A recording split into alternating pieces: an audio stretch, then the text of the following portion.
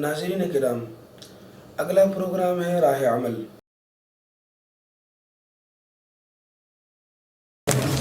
الحمد لله نحمده ونستعينه ونستغفره ونؤمن به ونتوكل عليه ونعوذ بالله من شرور أنفسنا ومن سيئات أعمالنا من يهده الله فلا مضل له ومن يضلله فلا هادي له وأشهد أن لا إله إلا الله وحده لا شريك له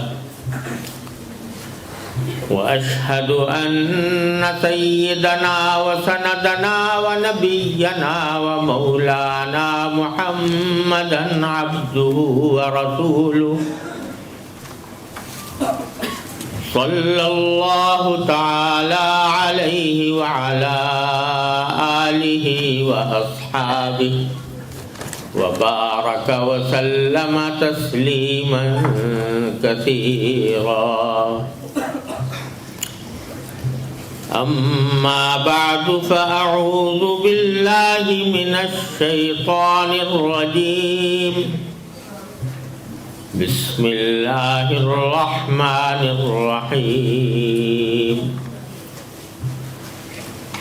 يا أيها الذين آمنوا كتب عليكم الصيام كما كتب على الذين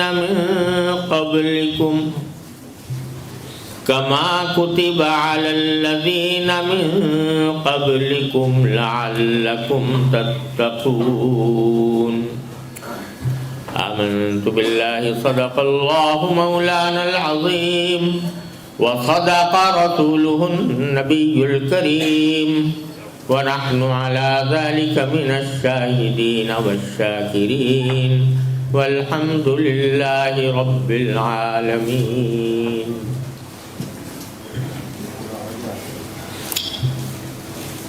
میرے محترم بزرگوں اور دوستوں، یہ میرے لیے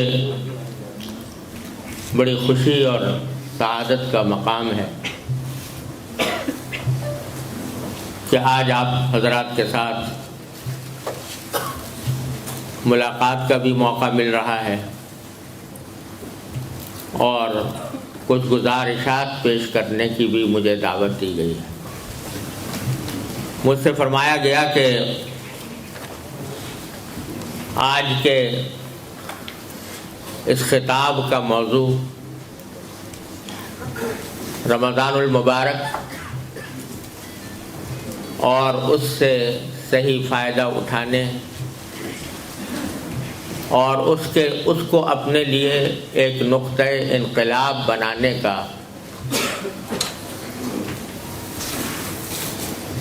تصور ہے، جس کو آج کی اس نشست میں واضح کرنے کی مجھے دعوت دی گئی ہے. عام طور سے مجھے جب کبھی کہیں کوئی خطاب کرنے کا موقع ملتا ہے تو کسی فرمائشی موضوع یا فرمائشی عنوان پر خطاب کرتے ہوئے دل چلتا نہیں. یعنی اگر مجھے پابند کر دیا جائے کہ فلاں موضوع پر بات کرنی ہے تو اس کی طرف اتنا زیادہ طبیعت رواں نہیں ہوتی. لیکن عام طور سے جب کبھی کہیں کوئی بات کرنے کا موقع ملتا ہے تو میں اللہ جل جلالہ سے دعا کرتا ہوں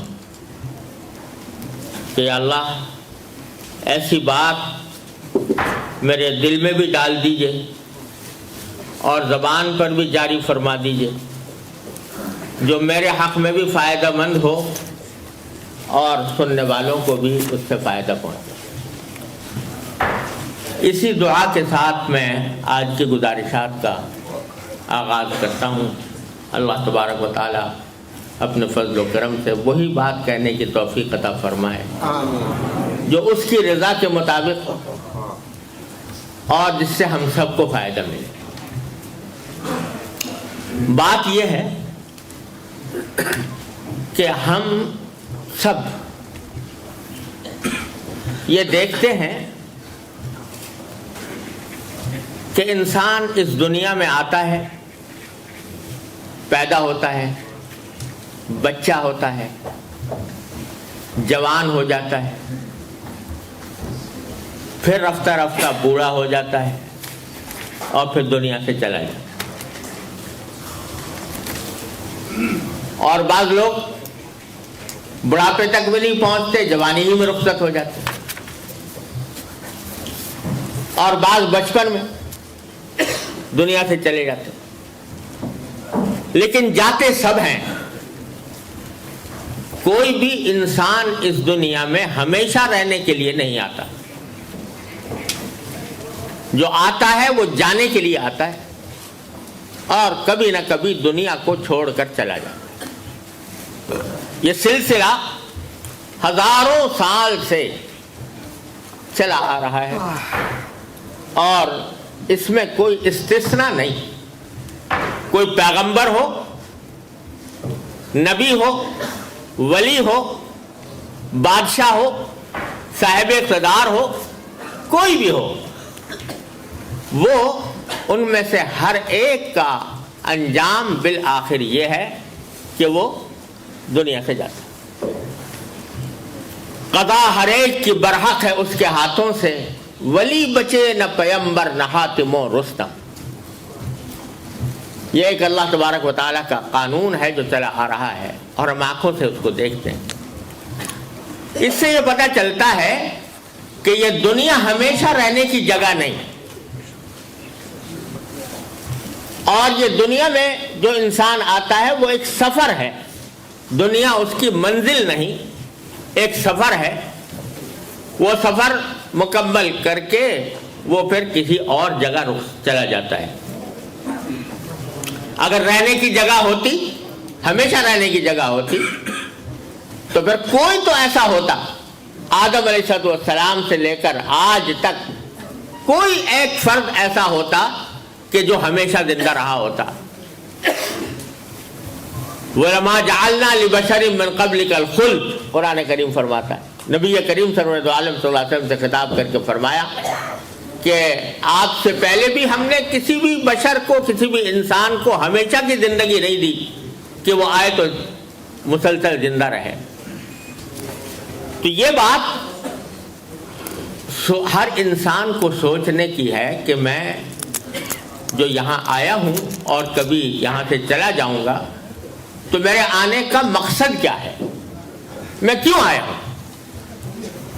یہ ایک سفر ہے جس سے ہم سب گزر رہے ہیں، اور ہر سفر کی کوئی منزل ہوتی ہے، ہر سفر کا کوئی مقصد ہوتا ہے۔ اگر کوئی شخص سفر پر ویسے ہی چل پڑے بغیر کوئی مقصد ذہن میں رکھے ہوئے تو وہ احمق کہلائے گا، بیوقوف ہوگا۔ کوئی جاتا ہے تجارت کے مقصد سے سفر کرتا ہے، کوئی ٹورزم کے مقصد سے سفر کرتا ہے، سیاحت اس کی مقصود ہوتی ہے، کوئی اپنے عزیز و دوستوں سے ملاقات کے لیے جاتا ہے، وہ اس کا مقصد ہوتا ہے، کوئی حج کے سفر پر جاتا ہے تو عبادت کرنا مقصود ہوتا ہے، کوئی علم حاصل کرنے جاتا ہے تو علم حاصل کرنا اس کا مقصد ہوتا ہے۔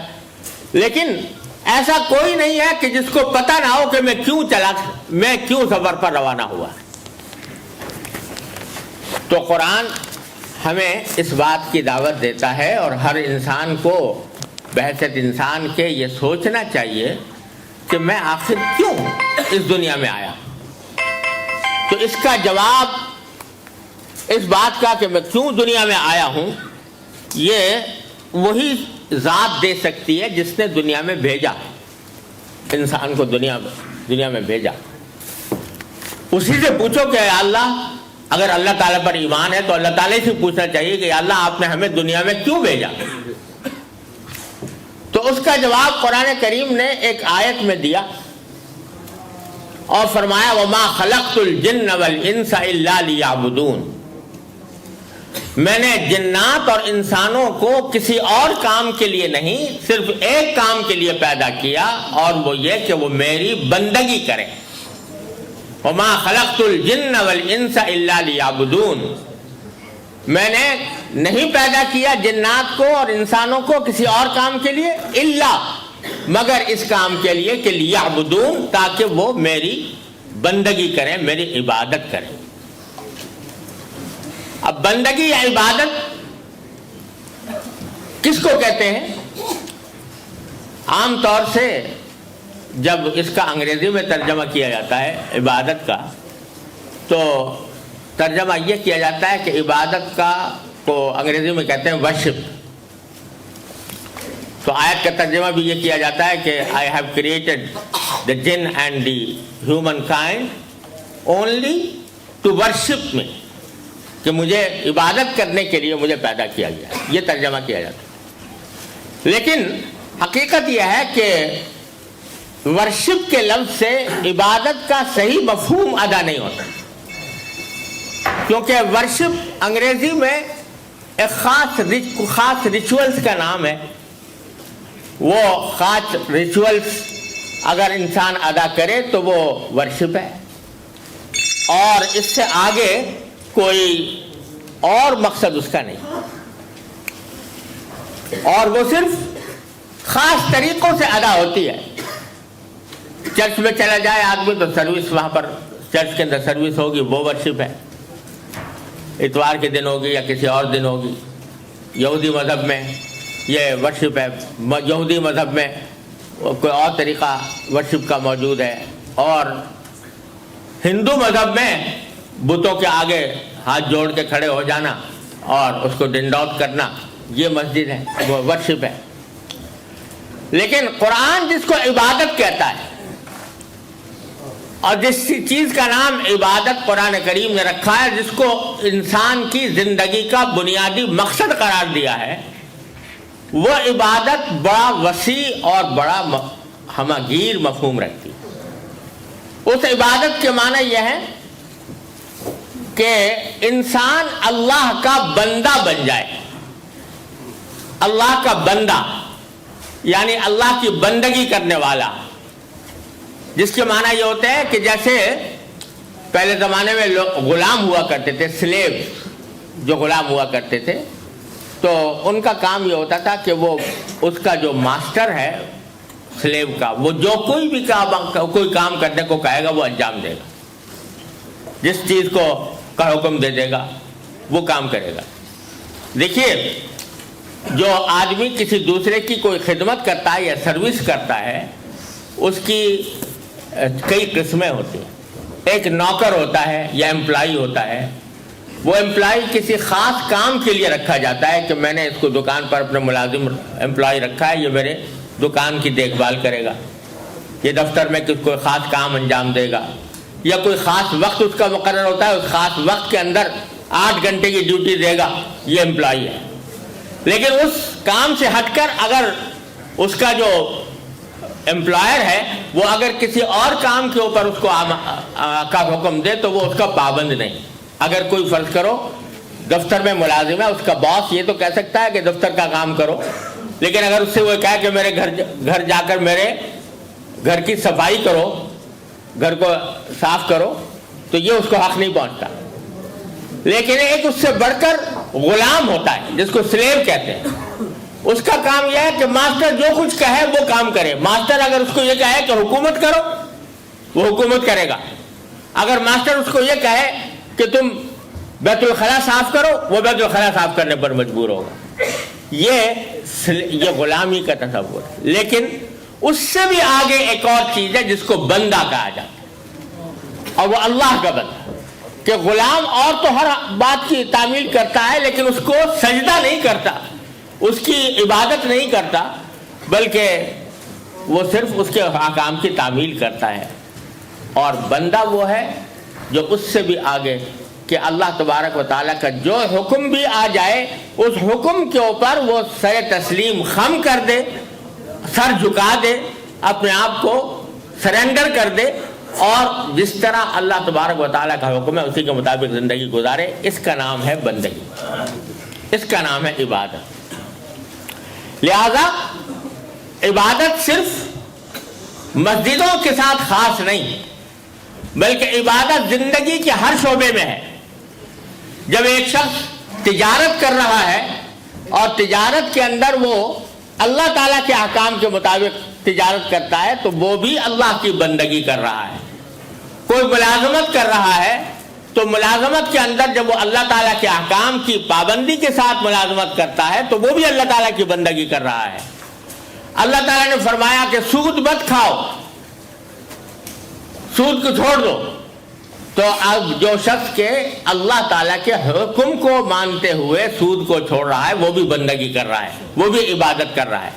اگرچہ اس کو آپ انگریزی میں ورشپ نہیں کہہ سکتے, لیکن وہ اللہ تبارک و تعالیٰ کی بندگی ہے کہ اللہ تعالیٰ کے حکم کی تعمیل ہے, اس کی اطاعت ہے. یہ ہے بندگی اور عبادت جس کے لیے انسان کو پیدا کیا. اور بندگی میں ایک خاص اہم بات یہ ہے کہ جب اللہ تبارک و تعالیٰ کا کوئی حکم آ جائے تو بندے کو یہ حق نہیں پہنچتا کہ اللہ میاں سے یہ پوچھے کہ اللہ یہ حکم آپ نے مجھے کیوں دیا, اس کی کیا وجہ ہے, اس کی کیا حکمت ہے. یہ بات پوچھنے کا حق نہیں رکھتا کوئی شخص. بے شک اللہ تعالیٰ کے ہر حکم میں حکمت ہے, فائدہ ہے, اور اس کا اللہ تعالیٰ کا ہر حکم کسی نہ کسی فائدے پر, مصلحت پر مبنی ہے. لیکن کسی شخص کا یہ کہنا کہ مجھے پہلے حکمت بتاؤ اور مصلحت بتاؤ, اگر یہ مصلحت میری سمجھ میں آئے گی تو میں حکم پر عمل کروں گا, نہیں سمجھ میں آئے گی تو نہیں کروں گا, تو یہ بندگی نہیں ہے. اور میں تو اس لیے میں کہہ رہا ہوں کہ آج کل عام طور پر جب شریعت کا کوئی حکم لوگوں کو بتایا جاتا ہے تو آج کل یہ سوال بکثرت ہوتا ہے. لوگ پوچھتے ہیں کہ اس حکم کے پیچھے لاجک کیا ہے, اس کے پیچھے لاجک بتاؤ کیا ہے. اور اس کا مطلب یہ ہوتا ہے کہ اگر ہماری سمجھ میں اس کی لاجک نہیں آئے گی تو ہم اس کو نہیں مانیں گے. یہ پہلے پوچھتے ہیں کہ لاجک بتاؤ. اگر آج کی دنیا میں کہا جاتا ہے بھائی سود حرام ہے مثال کے طور پر, تو اکثر و بیشتر لوگ پوچھتے ہیں بھائی سود کی یہ لاجک کیا ہے, یہ حرام ہونے کی لاجک کیا ہے, اس کے پیچھے کیا, اس کا آبجیکٹو کیا ہے, اس کے پیچھے کیا مقصد ہے کہ کیوں حرام کیا گیا. جواب یہ بھی دیا جا سکتا ہے کہ بہت سارے فوائد ہیں, اور آج کی دنیا نے تو ثابت کر دیا کہ سود نے جتنی تباہ کاری مچائی ہے اتنی کسی اور چیز نے نہیں مچائی معاشی میدان کے اندر. لیکن یہ ایک مسلمان کا یا کسی بھی عقل مند کا کام نہیں. میں اس کی مثال یہ دیتا ہوں کہ فرض کرو کہ آپ کے گھر میں آپ نے ایک ملازم رکھا ہو, ایک نوکر ایک گھر میں رکھا ہو جو آپ کے گھر کے کام کرنے کے لیے آپ نے رکھا. آپ اس نوکر سے کہتے ہو کہ بھائی میرے لیے 10 کلو گوشت لے کر آؤ بازار سے. تو جواب میں اگر وہ یہ کہے کہ صاحب کیوں لاؤں, پہلے آپ مجھے لاجک بتائیے, 10 کلو کیوں لاؤں, آپ تو 2 آدمی گھر میں ہیں اور 2 آدمیوں کے لیے تو آدھا کلو گوشت بھی کافی ہو سکتا ہے. آپ جو 10 کلو منگا رہے ہیں تو پہلے مجھے لاجک بتاؤ, اور پھر اگر میری لاجک سمجھ میں آ جائے گی تو لاؤں گا, ورنہ نہیں لاؤں گا. اگر کوئی نوکر, آپ کا نوکر آپ سے یہ بڑے سوال کرے, آپ کیا کرو گے؟ وہ نوکر اس لائق نہیں ہے کہ اس کو نوکری پر رکھا جائے, اس کو کان پکڑ کر باہر نکال دیا جائے گا کہ تجھے یہ حق نہیں پہنچتا کہ مجھ سے پوچھے کہ میں کیوں 10 کلو منگوا رہا ہوں. میں جانوں, میرا کام جانے. تمہیں یہ حق نہیں پہنچتا کہ تم مجھ سے یہ پوچھو کہ میں نے یہ حکم کیوں دیا. آپ اپنے نوکر سے یہ بات برداشت نہیں کرتے, کوئی بھی نہیں کرتا. اس کو آپ فائر کر دیتے ہو اس وجہ سے کہ یہ آدمی اس لائق نہیں ہے کہ اس کو نوکر رکھا جائے. آپ تو حالانکہ آپ بھی انسان ہو, نوکر بھی انسان ہے, دونوں انسان ہے, دونوں بشر ہیں, دونوں سے غلطی ہو سکتی ہے, لیکن آپ اس کا یہ سوال برداشت نہیں کرتے. لیکن اللہ تبارک و تعالیٰ اگر آپ سے یہ کہیں کہ فلاں کام کرو یا فلاں کام نہ کرو, تو آپ اگر جواب میں یہ کہو کہ جی پہلے لمحہ مجھے بتائیے لاجک کیا ہے اس کے پیچھے, اور اس کے پیچھے کیا مصلحت اور کیا حکمت ہے, جب تک کہ میں یہ نہیں سمجھوں گا اس وقت تک میں عمل نہیں کروں گا, تو بتاؤ یہ بندگی ہوئی یا سرکشی ہوئی؟ یہ سرکشی ہے کہ آدمی انسان یہ کہے کہ میں تو پہلے لاجک سمجھوں گا پھر بعد میں. آج یہ دنیا کے اندر بکثرت یہ سوال, جہاں جاؤ قرآن کے احکام کے بارے میں, نبی کریم صلی اللہ علیہ وسلم کے احکام کے بارے میں یہ لاجک, تو اور صرف لاجک ہی نہیں, لوگ اپنا بھی خیال ظاہر فرماتے ہیں. وہ جب کوئی شریعت کا معاملہ آتا ہے تو کہتے ہیں کہ میری تو بھائی میرا تو خیال یہ ہے, آئی تھنک, میں تو یہ سوچتا ہوں, میرا خیال تو یہ ہے کہ یوں ہونا چاہیے. یہ اللہ تبارک و تعالیٰ کے احکام اور نبی کریم صلی اللہ علیہ وسلم کے احکام کے ساتھ سرکشی ہے. آپ اپنے نوکر کے ساتھ جو کام برداشت نہیں کرتے, وہ اللہ تبارک و تعالیٰ, اللہ کے رسول صلی اللہ علیہ وسلم کے ساتھ وہ کام کرنا چاہتے ہو. جو اللہ کا حکم آ جائے تو وہاں ایک مسلمان کا کام یہ ہے کہ بس یہ اللہ کا حکم ہے, میری سمجھ میں آئے یا نہ آئے, ہر حال میں اس کے اوپر عمل کرنے کا پابند ہوں. دیکھو حضرت ابراہیم علیہ السلام کو حکم ملا, حضرت ابراہیم علیہ السلام کو حکم ملا کہ تم اپنے بیٹے کو ذبح کر دو. اپنے بیٹے کو یعنی حضرت اسماعیل علیہ السلام کو ذبح کرنے کا حکم ملا. یہ حکم ایسا تھا کہ اگر کوئی دوسرا ہوتا تو باقی پوچھ سکتا تھا کہ یا اللہ کیوں, کیا لاجک ہے اس کے پیچھے. بظاہر تو یہ حکم ایسا تھا کہ کسی بھی عقل کی ترازو پر پورا نہیں اترتا. اپنا بیٹا اس کو قتل کرنا بلا وجہ, اس کا کوئی جرم نہیں, اس نے کوئی اوفنس نہیں کیا, اس نے کوئی کرائم کمٹ نہیں کیا, اور کہا جا رہا ہے کہ اس انوسنٹ بچے کو قتل کر دو. یہ عقل کے بظاہر بالکل خلاف. اور جس کو قتل کرنے کا حکم ہو رہا ہے وہ نابالغ بچہ, وہ نابالغ بچہ ہے, مائنر ہے, وہ ابھی تک وہ بالغ بھی نہیں ہوا.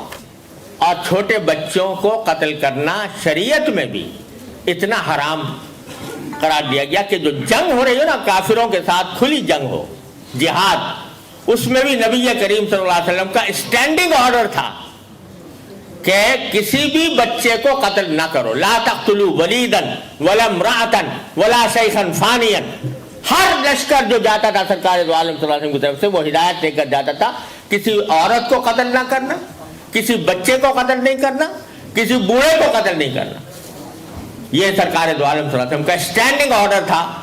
یہ ہر اس لشکر کے لیے جو جہاد کے لیے جایا کرتا تھا.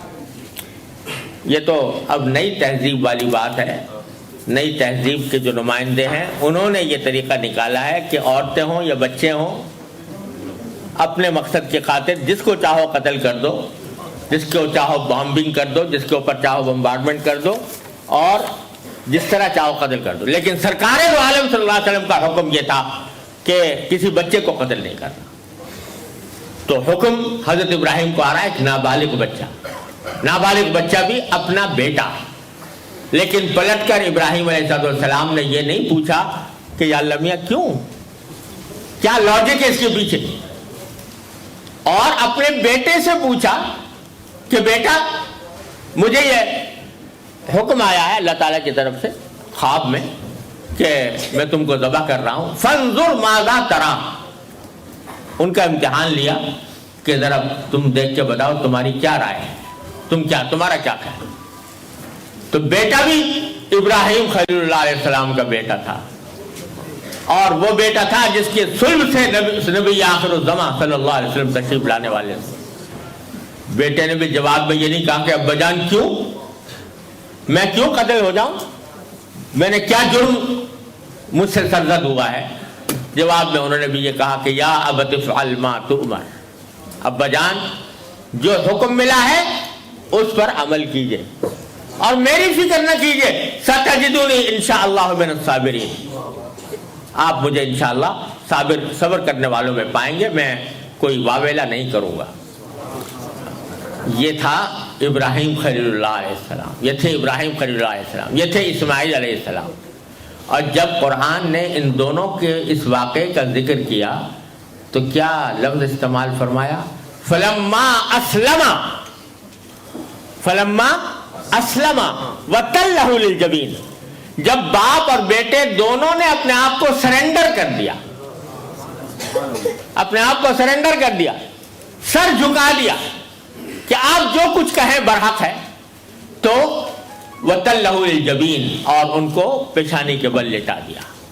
تو اللہ تعالیٰ نے فرمایا کہ یا ابراہیم قد صدقت الرؤیا، اے ابراہیم تم نے خواب کو سچا کر دکھایا۔ اور اسی کو دوسری جگہ فرمایا کہ قال له ربه اسلم قال اسلمت لرب العالمین، جب اس کے پروردگار نے کہا کہ اپنے آپ کو سرنڈر کر دو میرے حکم کے آگے، تو انہوں نے کہا میں نے کر دیا، سرنڈر کر دیا اپنے رب العالمین کے سامنے۔ یہ ہے اسلام، یہاں پر لفظ اسلام کا استعمال کیا قرآن نے۔ اسلام یہ ہے کہ آدمی اپنے آپ کو ٹوٹلی سرنڈر کر دے اللہ تبارک و تعالیٰ کے سامنے۔ اس کا جب حکم آ جائے گا تو میں چون و چرا نہیں کروں گا، جو حکم آئے گا اس کے اوپر عمل کر کے دکھاؤں گا۔ محمد باسی حلیمہ میں تیرے مقدرات صدقے، تم دنی دجولا جھولے دیوی ہو سے۔ سبحان اللہ کی آواز کوئی نہیں آئی، آپ حضرات ساتھ دیں گے انشاءاللہ، سلسلہ چلتا رہے گا، میں تو تھک پڑا بیچارہ۔ حلیمہ میں تیرے مقدرات صدقے، تم دنی دجولا جھولے دیوی ہو سے۔ حلیمہ میں تیرے مقدرات صدقے، تم دنی دجولا جھولے ہو سے۔ سوہنے دم کھڑا نورانی نورانی، تو تک دی ترہیے چمے دیوی ہو سے۔ سوہنے دم کھڑا نورانی نورانی، تو تک دی ترہیے چمے دیوی ہو سے۔ حلیمہ میں تیرے مقدرات صدقے، تم دنی دجولا جھولے دیوی ہو سے۔ شفیق بھائی یہ شعر آپ کی خدمت میں۔ حلیمہ میں تیرے مقدرات صدقے، تم دنی دجولا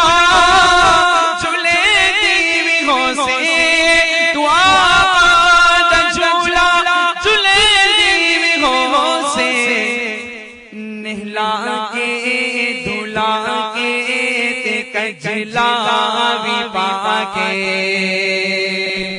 نہلا کے دھلا کے تے سرما بھی پاکے، تو تھوڑی نو پھڑ کے حسین دیوی ہو سے۔